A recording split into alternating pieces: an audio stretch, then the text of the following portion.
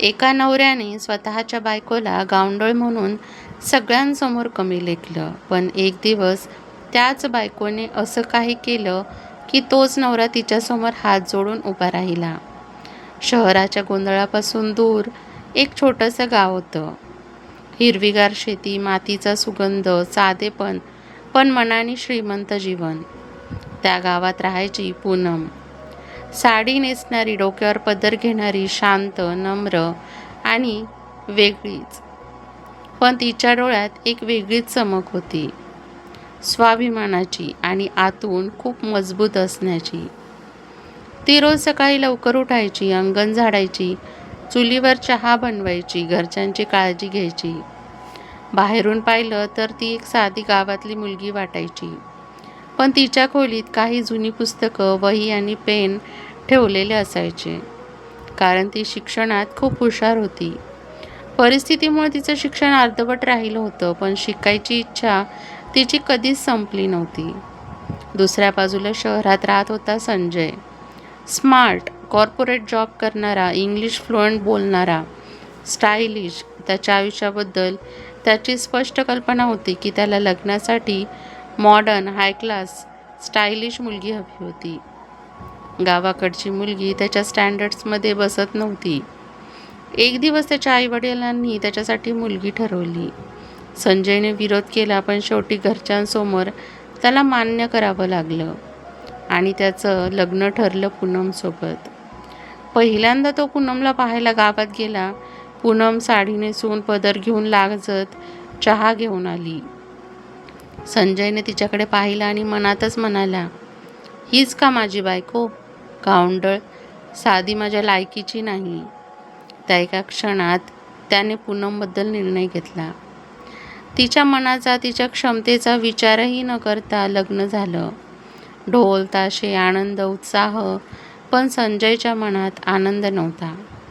पूनम मात्र मनापासून खुश होती. तिला वाटत होतं आता तिचं आयुष्य नवीन वळण घेईल.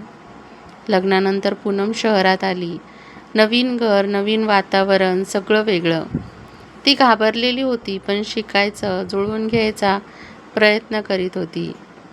ती प्रेमाने विचारायची, तुम्हाला चहा देऊ का? संजयचं उत्तर असायचं, नको, डिस्टर्ब करू नकोस. ती म्हणायची, आज खास जेवण बनवलं आहे. तो म्हणायचा, मला बाहेरचं आवडतं. दररोज ती प्रयत्न करत होती की दररोज तिला नकार मिळत होता. एक दिवस संजयचे मित्र घरी आले. पूनमने खूप प्रेमाने जेवण बनवलं. सगळ्यांना वाढलं. एका मित्राने म्हटलं, यार, तुझी बायको छान स्वयंपाक करते.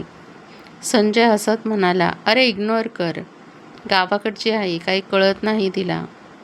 त्या एका वाक्याने पूनमच्या मनात काहीतरी तुटलं. तिच्या डोळ्यात पाणी आलं, पण तिने काहीच बोललं नाही. त्या रात्री ती एकटी बसून रडत होती. आवाज न करता, फक्त मनातून तुटत होती. मी इतकी वाईट आहे का? मला एकदाही मान मिळणार नाही का?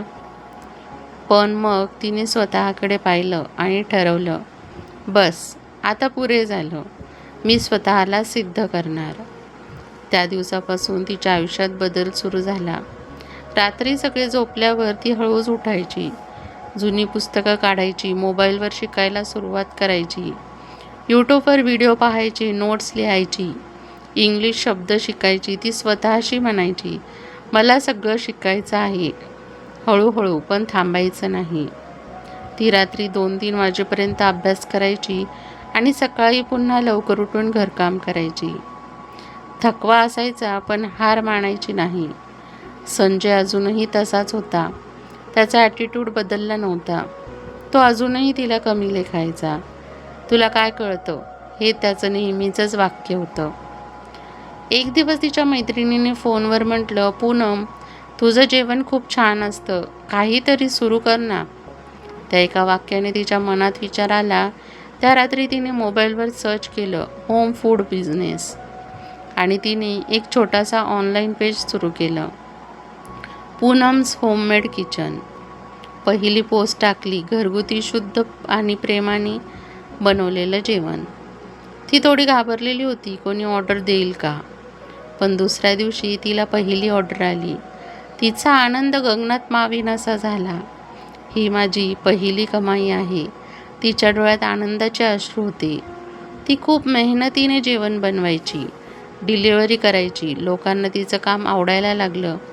रिव्ह्यूज यायला लागले, ऑर्डर्स वाढायला लागल्या. हळूहळू तिचं काम वाढत गेलं. ती शांतपणे तिचं छोटंसं स्वप्न मोठं करीत होती. पण घरात अजूनही ती गावंढळच होती. संजयला काहीच माहिती नव्हतं. तो अजूनही तिला कमी समजत होता. एक दिवस तिला मोठी ऑर्डर मिळाली, 100 लंच बॉक्सेसची.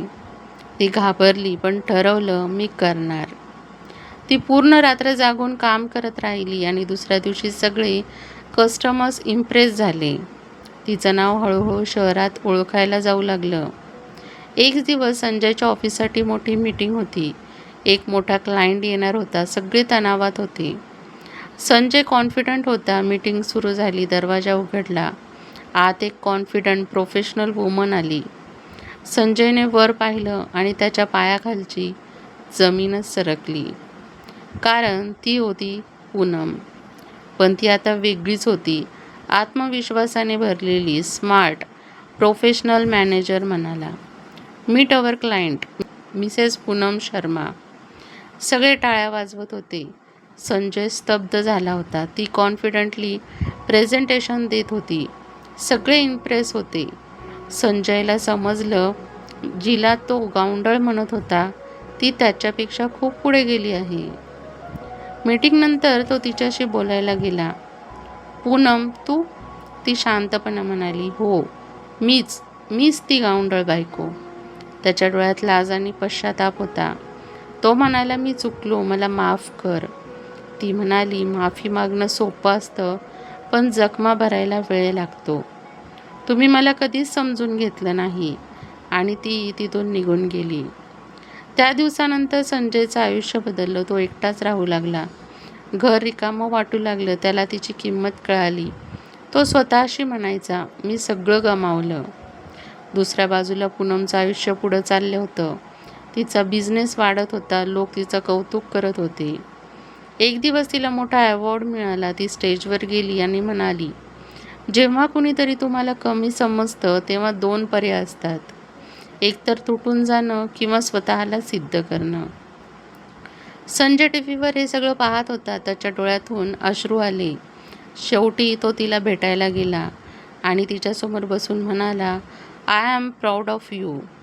ती हसली आणि म्हणाली, आपलं नातं संपलं नाही, फक्त बदललेलं आहे. दोघे वेगळ्या मार्गाने निघाले. कधी कधी प्रेम असतं, पण एकत्र राहणं शक्य नसतं. आणि शेवटी एकच गोष्ट उरते, कधीही कुणाला कमी समजू नका.